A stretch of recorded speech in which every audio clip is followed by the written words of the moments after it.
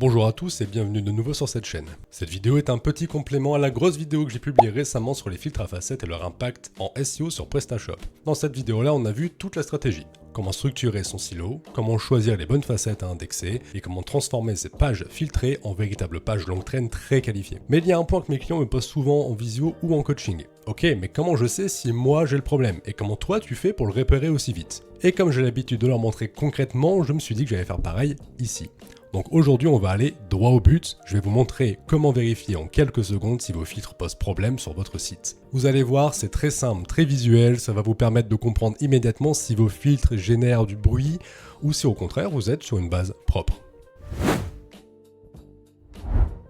Allez, on commence par le plus évident, le rapport bloqué par le fichier robot.txt dans votre Search Console. C'est le meilleur indicateur pour repérer dès le premier coup d'œil si vos filtres à facettes sont en train de produire des URL inutiles. Regardez par exemple ce que j'ai chez un client que j'ai eu en coaching très récemment. Une explosion soudaine du nombre de pages bloquées par le robot.txt et ça ne fait que croître. La courbe grimpe encore et encore. Et ce que vous voyez là, ce sont des centaines et parfois même des milliers d'URL que Google découvre mais qu'il ne peut pas crawler parce qu'elles sont bloquées par votre fichier robot.txt.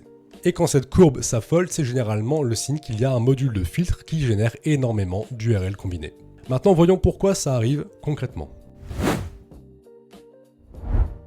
Je vous montre une URL réelle, toujours sur le même client. Donc ça, c'est une URL générée par un filtre à facettes, le module de base de PrestaShop. Et dans cette URL, on retrouve des attributs, des valeurs, un ordre de tri, et aussi des paramètres techniques. Et PrestaShop crée ce type d'URL en masse. Même si ces URL sont bloquées dans le robot.txt, et heureusement d'ailleurs, elles sont quand même découvertes par Google, parce qu'elles sont présentes quelque part dans votre site en HTML, dans un lien interne, dans un script, ça peut être dans une pagination, ou tout simplement un utilisateur qui utilise Google Chrome qui va utiliser ce filtre, et oui parce que Google Chrome est un mouchard à la botte de Google.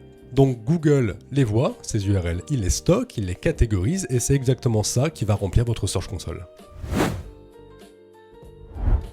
Alors là on a une question qui revient très souvent, mais si c'est bloqué par le robot.txt, comment Google peut-il les connaître ces URL? Alors ça revient tout le temps donc je préfère y répondre tout de suite maintenant. Le robot.txt n'empêche pas Google de découvrir ces URL. Il l'empêche simplement de crawler leur contenu. Dès qu'une URL apparaît dans votre code, Google la voit. Il note son existence, il la liste, mais il ne va pas aller la visiter. En gros, Google dit « Ok, je vois que cette URL existe, j'enregistre l'info, mais j'ai pas le droit d'y entrer. » Du coup, on a une deuxième remarque qui revient très souvent. Ok, donc ces URL, elles sont pas indexées puisqu'elles sont bloquées par robot.txt. Donc où est le problème?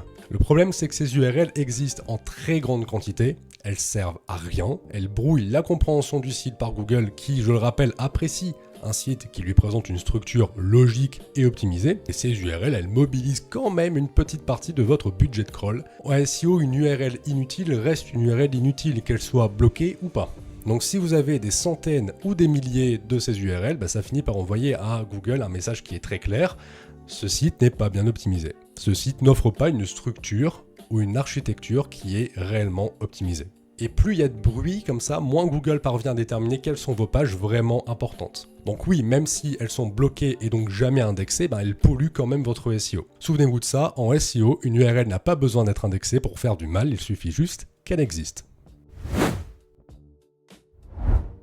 Mais au-delà d'un simple problème technique, c'est aussi et surtout une énorme opportunité que vous ratez. Et là, je vais inciter sur un point très important. Toutes ces pages inutiles, ce sont en réalité des pages que vous pourriez utiliser pour cibler des intentions qualifiées, en tout cas certaines d'entre elles. PrestaShop génère des pages de bruit, des pages générées en vrac sans vraie logique, mais avec une bonne stratégie, vous pouvez créer des pages qui sont réellement utiles, qui sont propres, ciblées, optimisées, et réellement intégrées dans un silo sémantique. Et ce sont ces pages-là qui captent le trafic long train, qui est, je le rappelle, celui qui convertit le mieux.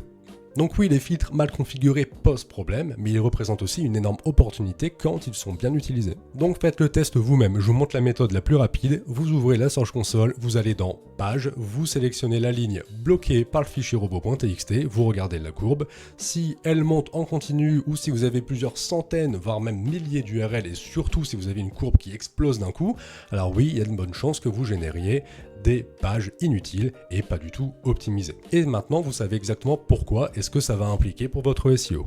Voilà, donc c'est tout pour ce petit complément. Dans la grosse vidéo, je vous montre comment transformer ce problème en opportunité, comment structurer un vrai silo, comment créer des pages long train propres avec un module comme Advanced Search Pro 5, un module qui donc fonctionne sur PrestaShop, mais toute la logique derrière, la stratégie que j'explique dans cette vidéo, elle peut s'appliquer à tous les sites e-commerce. Donc si vous avez un e-commerce et que vous voulez aller plus loin avec vos filtres à facettes, foncez la regarder. Le lien est évidemment dans la description. Et comme d'habitude, vous trouverez aussi en description des liens vers les coachings flash SEO e-commerce et vers la newsletter de l'agence Octopus qui vous donne régulièrement de très bons conseils pour mieux gérer votre SEO. Merci d'avoir regardé cette vidéo jusqu'au bout et on se retrouve très vite pour la suite.